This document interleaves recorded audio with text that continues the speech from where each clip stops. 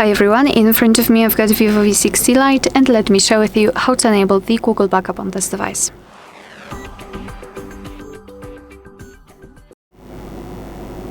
So let's start with opening the settings, and here we have to scroll all the way down to find system management.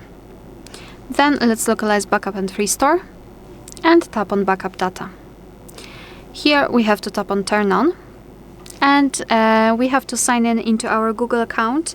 If you've got one currently applied, you will be able to choose it from the list. If not, you have to add the account. So tap on add account.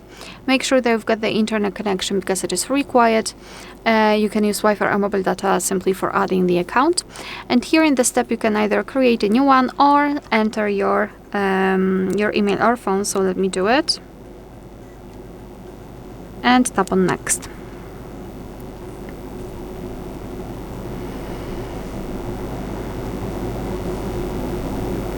So right here we have to enter the password, and let me do this out of the screen.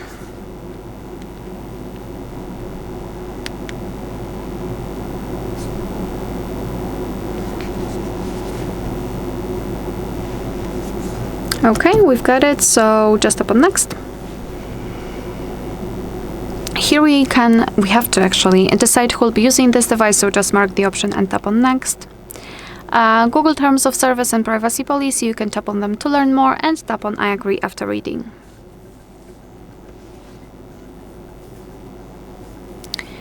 And here we can decide what kind of data we would like to back up, so photos and videos or other device data. You can simply mark the option. I'll pick only this one, but you can use both, and tap on confirm. And as you can see, everything is checked right now, which means that we successfully added our Google account. Here you can tap on other device data and check your backup details. So for example, how much space you've got left.